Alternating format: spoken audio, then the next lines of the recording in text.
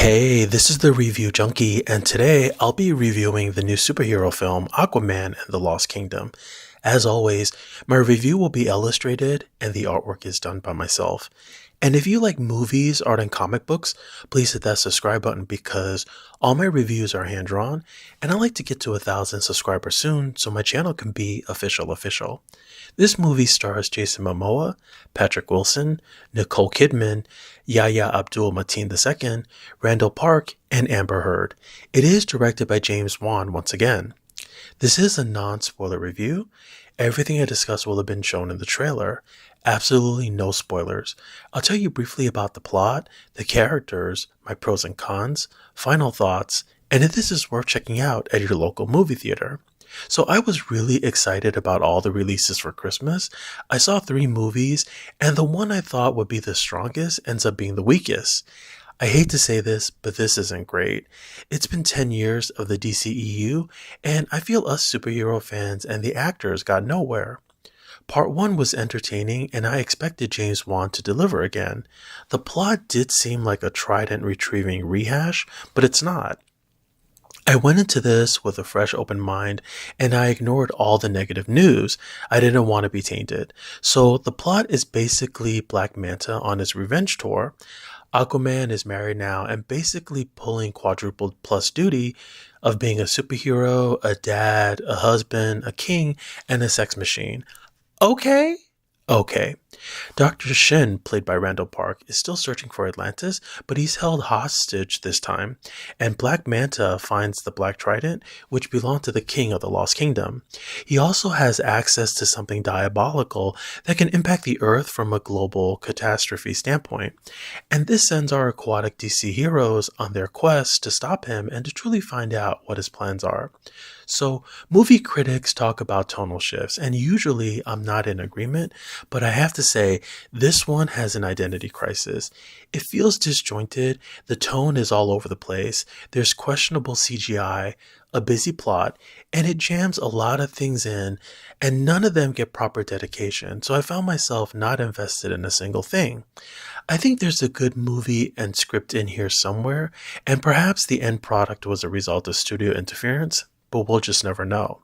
So the opening scene starts with a song by Steppenwolf, and I don't mean the Justice League villain, but the 1960s rock band. As soon as I heard that, I almost wet my pants because that's not a good sign, right? That set the whole tone. That song is used in sitcoms for comedic purposes, just like the song I'm Too Sexy. It's a pop culture song for laughs. The tone here is the complete opposite of the first film. It leans into the kiddie vibe, and it made it hard to take anything seriously. On top of that, the comedy failed miserably. I like Jason and I think he has a lot of personality, but his character seemed like an idiot here. It seemed like his character was just smoking tons of weed and saying dumb shit for no reason. Okay. It just didn't work. Next is I was surprised this was from James Wan.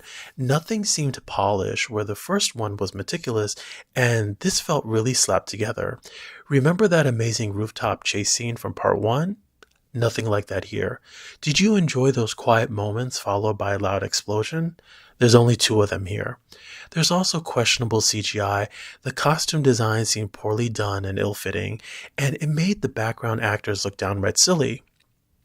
This IP really is the Star Wars of the sea with tons of potential, but it just doesn't go there. But like Star Wars and countless other films, we see kooky background characters, and it felt cliched at this point. There are also certain scenes that get breathing room while others pass by super fast. And there are 2 important exposition scenes, but instead of dedicated scenes, they were poorly done montages with voiceovers, and that took away from the lore, the world building, and any stakes that could have been. I don't even know why it's called the Lost Kingdom because we never really get enough backstory or exploration. Instead, it just seemed like another town underwater. A missed opportunity. The action here is also on the light side, which is unfortunate, and during some of the action scenes, there's way too much clutter that my eyes had no idea where to look. It was like they thought, let me add this, and this, and this here, and then this. Let's just jam this scene in with tons of visuals so we can derail the audience from picking up on how bad this really is. So Mira fans will be disappointed. She only has a few lines and doesn't say much in the scenes that she's in. Her first line comes 20 minutes in and then she reappears 1 hour later.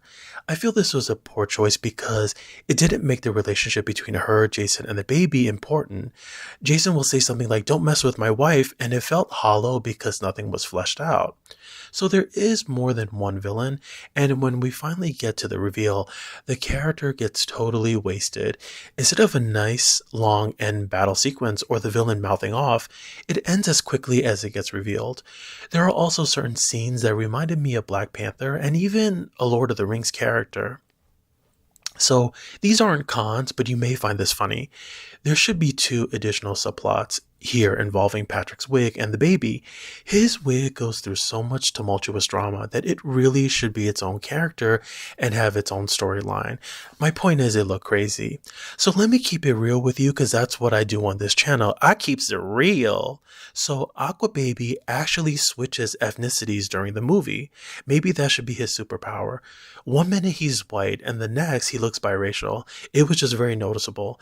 There's also something that happens in the first act, and it's the equivalent of a married couple, one Asian woman and a black man, and suddenly the father is shocked the child has curly wavy hair. Like, really? Okay. Okay, you'll know what I mean when you see it. So there's only about 5 things that I liked, and it's Jason's energy. Regardless of what was cut out and what was a reshoot, I felt he really tried and he seemed like he was having a lot of fun along the way. He brought a certain kind of enthusiasm, which he injected to a rather dull film. And I liked a lot of the set pieces. They looked interesting, and it did help add to the adventure, like the underwater ships, some of the tunnels and caverns. I did like the brief bromance between him and his brother, but we just didn't get enough of it. It could have lasted longer because I found the banter to be charming. And he keeps saying younger brother, and we know he's older. He's almost the same age as Nicole Kidman, but he's playing her son. Okay. Okay. I also like that Randall Park got a lot of scenes, and I thought his brand of humor did help. So this brings me to my final thoughts, and this gets a 5 out of 10 from me. It's not trash, but it ends up being just average, and I don't need to see this again, and I don't need to have it playing in the background. And it did remind me of the Marvels, but they actually committed to its silly tone, while this one was just choppy. I would actually skip this one because this is only worth it if you're a hardcore Aquaman fan. So fingers crossed the next DCU movies by James Gunn will be better. So thank you again for checking out my review. If you like, please subscribe. Helps the channel out a lot. Hit that thumbs up button. Feel free to share this with your friends. And if you happen to have a movie you'd like me to review, please let me know. I'd be happy to watch and illustrate it for a future video. Thanks again, and I hope the pictures put a smile on your face.